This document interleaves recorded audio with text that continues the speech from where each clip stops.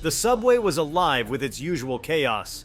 A cacophony of sounds, metallic screeches as the train brakes ground to a halt, the rhythmic hum of the engine as it propelled through tunnels, and muffled chatter from passengers, bounced off the walls of the crowded car. It was a Thursday afternoon in New York City, a time when people shuffled home after long workdays or lingered around the city just a little longer before their evening routines. The subway was packed, but not suffocating, the kind of crowd that gave everyone enough space to breathe but left little room for comfort. Before we start, smash the like and subscribe buttons for more updates. In one corner of the car sat an elderly woman. She was petite, with silver hair tied back into a neat bun and glasses perched at the edge of her nose. Her hands, frail yet steady, gripped a leather handbag that sat in her lap. She wore a faded beige trench coat, the kind that looked older than her years but remained dignified, much like the woman herself. She seemed harmless, an easy presence in the bustling crowd. Her eyes, warm and tired, stared at nothing in particular as the subway rocked gently from side to side. Perhaps she was thinking of her grandchildren, the grocery list in her pocket, or the book she had planned to finish that evening.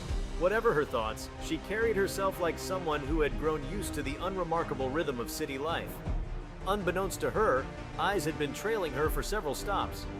Across the aisle, a young man leaned casually against a pole, his hoodie pulled low over his face. He was in his early 20s, with jittery hands shoved into the pockets of his baggy jeans and sneakers that had seen better days. To an unsuspecting eye, he was just another tired commuter, a product of the city's relentless pulse. But his gaze never strayed far from the elderly woman and her handbag. His mind buzzed with tension and desperation. He hadn't eaten a proper meal in days, and the landlord had given him one final warning about the rent. It wasn't something he wanted to do, not really. But hunger and fear have a way of silencing one's conscience. The train jolted as it pulled into the next station, and a fresh wave of passengers poured into the car. The crowd shifted, giving the thief the opportunity he had been waiting for. As the train doors slid shut, the thief pushed off the pole, steadying himself against the rocking motion of the train, and moved toward the elderly woman with calculated precision. She didn't notice him at first. Her attention had been drawn to a young child nearby who was fiddling with his backpack. The thief crouched slightly as he closed the distance, and in one fluid motion, his hand reached out, snatched the handbag from her lap, and slipped it under his hoodie. The woman gasped as the weight of the bag disappeared. She turned sharply, her face a mixture of shock and confusion as she stared at the empty space where her handbag had been. "Stop! Stop him!" she cried, her voice trembling but clear enough to carry through the car. Heads turned, eyes widened, and a murmur of alarm passed through the subway passengers. The thief, his heart pounding against his ribs, straightened and made his way toward the opposite end of the car.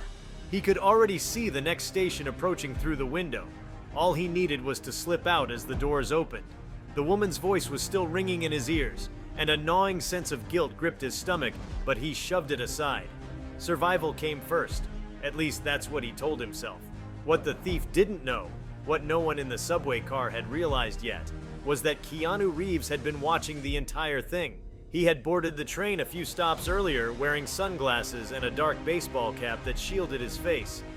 Dressed in a simple black t-shirt and jeans, he blended effortlessly into the crowd. If anyone had glanced his way, they might have thought he looked familiar for half a second before dismissing him as just another commuter. That was the thing about Keanu. His quiet, unassuming nature made him almost invisible, even when he was standing in plain sight. As the elderly woman cried out and the thief darted toward the doors, Keanu remained seated, his posture relaxed but his gaze sharp. He had seen everything, from the thief's nervous glances to the swift snatch of the handbag. A beat passed, a moment where the air thickened with tension. Then Keanu stood, moving with the deliberate calm of someone who knew exactly what they were doing. The thief reached the doors just as the train hissed to a halt. He turned, ready to dash out, but before he could take a single step, a firm hand clamped down on his shoulder.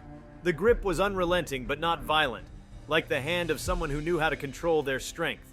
The thief froze, his body going rigid as he turned to see who had grabbed him. It was Keanu. The thief blinked in confusion, his adrenaline-addled brain struggling to process the situation.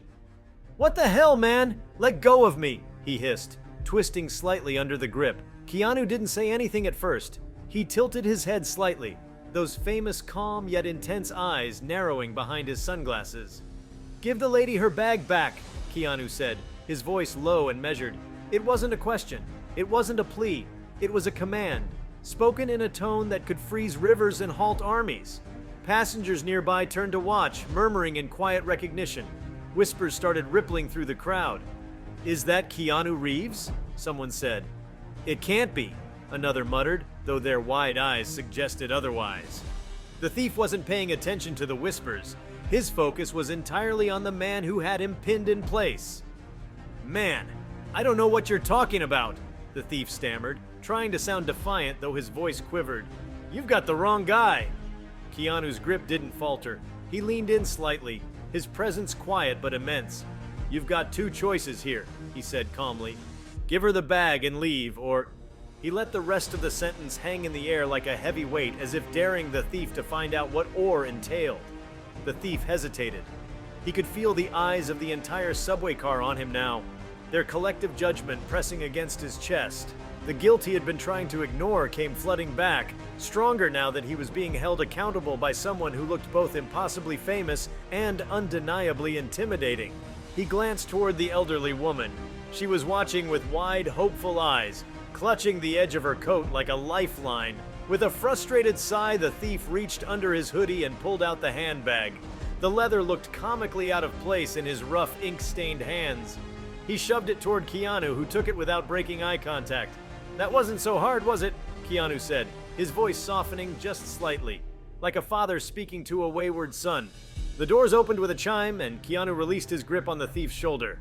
"Get out of here," he said, "and do better." The thief didn't need to be told twice.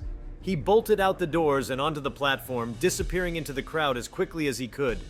The subway doors slid shut behind him, and the train lurched forward once again, carrying its passengers deeper into the city.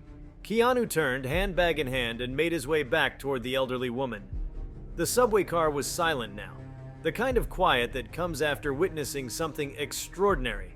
He handed her the bag with a small smile, like he had just returned a lost set of keys. "Here you go, ma'am," he said.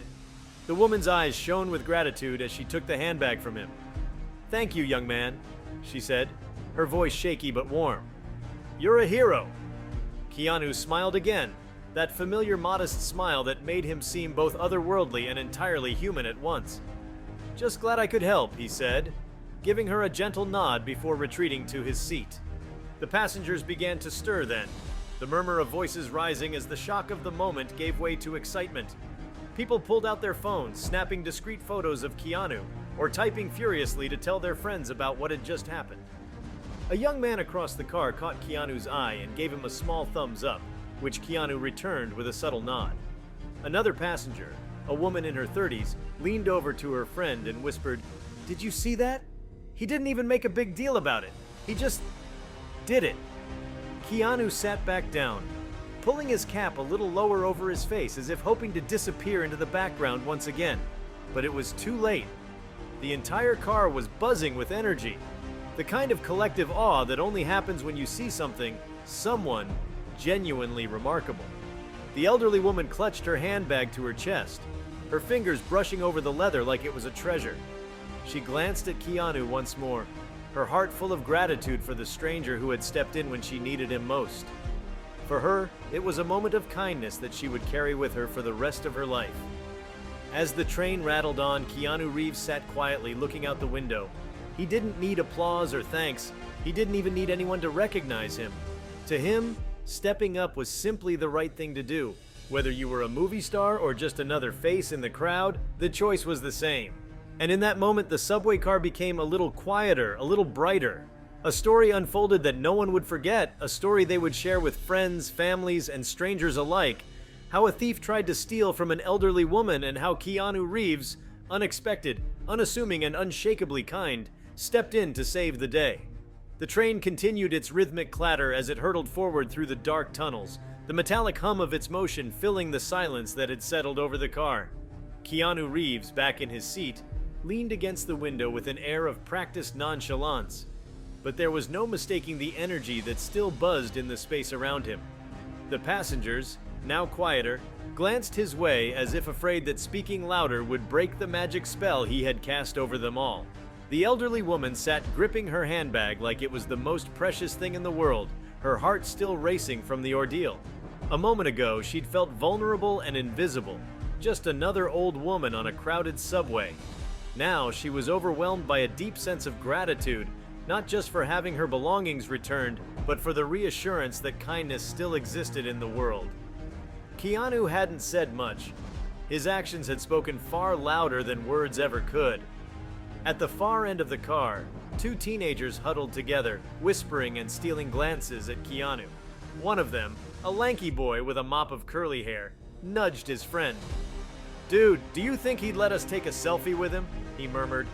His friend, a shorter girl with a denim jacket and earbuds dangling from her neck, shook her head, incredulous. "Are you serious? You saw what just happened?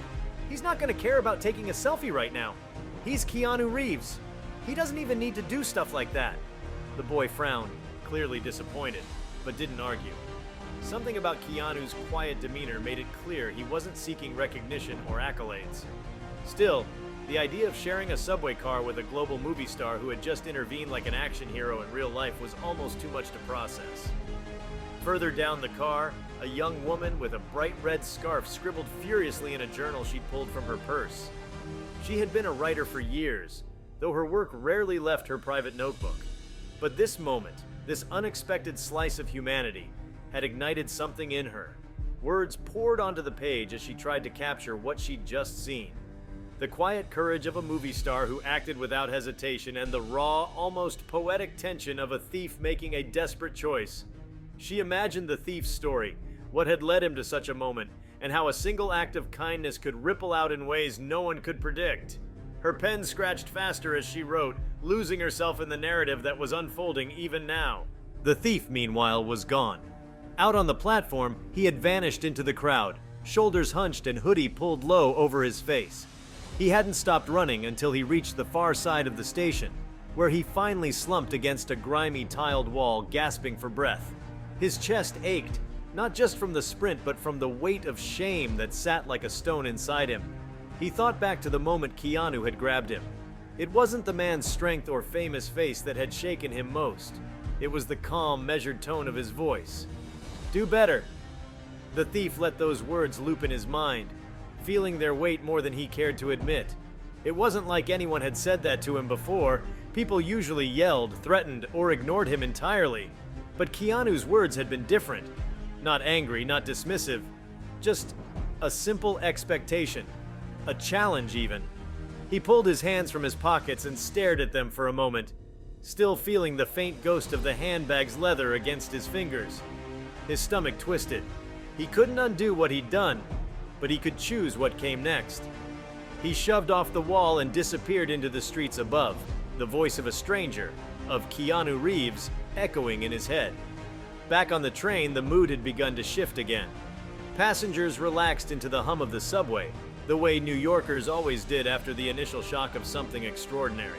Conversations bubbled up in small pockets, some retelling what had just happened as though confirming it for themselves, others still stunned into awed silence. The elderly woman, who had regained her composure, glanced over at Keanu. She hesitated before speaking, unsure of how to approach him, but eventually decided to follow her instincts.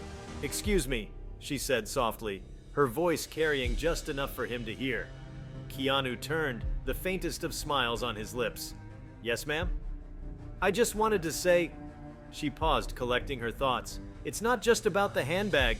It's about the fact that you saw me, that you cared enough to help." Her voice caught on the last word and she quickly cleared her throat, embarrassed by the emotion that had snuck up on her. Not everyone would have done that. Keanu's smile deepened and he nodded once. "Everyone deserves to be seen," he replied gently. "We're all just trying to get through this world together." The woman's eyes welled up again, though she fought to keep her tears at bay. She opened her handbag as if to busy her hands and pulled out a hand-knit scarf, its soft blues and grays reflecting the colors of winter. She stared at it for a moment before holding it out toward Keanu. "I'd like you to have this," she said, her voice trembling just slightly. "It's not much, but it's something I made. A small thank you." Keanu hesitated, clearly moved but unsure of whether to accept. "Oh, ma'am, you don't have to. Please," she insisted, her voice suddenly firmer. "It would mean a great deal to me if you took it." There was a long pause, and then Keanu reached out, taking the scarf with both hands as if it were something precious. "Thank you," he said, his voice low and sincere. He draped it carefully over his arm as though it carried more value than the world's finest silks. The woman smiled, her shoulders relaxing for the first time since the ordeal began. The train rattled to its next stop and a few passengers trickled out, replaced by new ones who had no idea of the extraordinary thing that had just happened.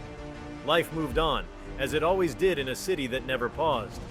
But for those who had witnessed the moment, there was a lingering sense of wonder that followed them out the doors and into their lives. They carried it with them, on their walks home, their dinners with family, their late-night texts to friends. Each retelling was a small thread in the tapestry of an urban legend in the making. One of the teenagers who had been watching quietly stood as the train neared his stop. He was still buzzing from the encounter, his mind racing as he tried to figure out how to process it all. As he walked past Keanu's seat, he couldn't stop himself. "Hey," he blurted out awkwardly, "that was really cool. What you did. Like, superhero cool." Keanu looked up. One brow quirked as a faint smile tugged at his lips. "Thanks, kid," he said. "But superheroes wear capes. I'm just a guy on the subway." The teenager grinned, shaking his head. "Nah, you're way cooler than that," he said before hopping off the train just as the doors slid shut. The train continued to rumble along, station after station, as the city carried on above them. Eventually, Keanu reached his stop. The doors hissed open and he stood, tucking the scarf carefully under his arm. As he stepped out of the subway car, the elderly woman watched him go, a smile playing on her lips. She didn't know who he was beyond his name, just that he was someone who had shown her kindness when she needed it most. For her, that was more than enough.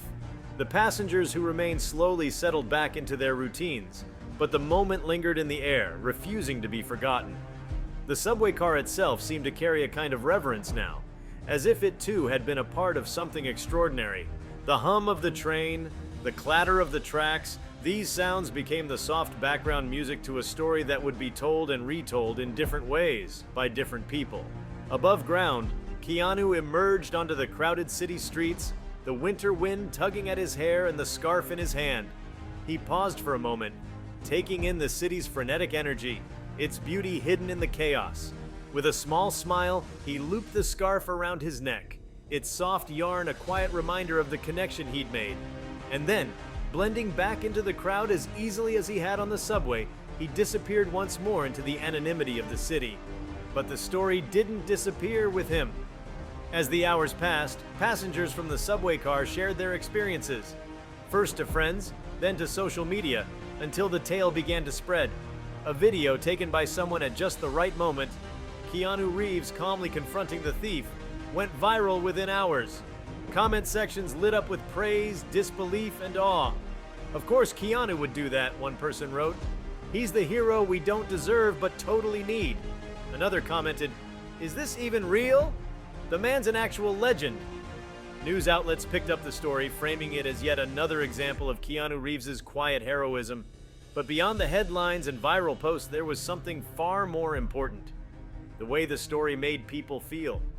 For a moment, in a world that so often seemed chaotic and divided, the tale reminded everyone that kindness still mattered, that ordinary moments could become extraordinary, and that sometimes heroes really did walk among us. And for the elderly woman who sat at her kitchen table later that night, her handbag safely back where it belonged, the memory of the day stayed with her like the warmth of sunlight. She looked at the scarf she had knit, now adorning a man she never expected to meet, and she smiled. She didn't need a viral story or 1,000 likes to know what had happened. She had lived it, felt it, she had been seen. And somewhere in the city, a young thief sat on the edge of his bed, Keanu's words still echoing in his mind. Do better. He didn't know how he would yet, but for the first time in a long time, he felt like maybe, just maybe, he could. The subway train kept moving, its wheels humming through the tunnels below, carrying countless stories yet to be told. But this story of a thief, an elderly woman, and a man who didn't hesitate to do the right thing, was a story that would live on, a reminder that even in the most ordinary of places, extraordinary things can happen. If you liked this video, please give it a like and subscribe to our channel. Also, leave your comments below and tell us, what are your thoughts on the thief's actions in this subway robbery story? We want to hear from you. Thank you for watching, and see you next time.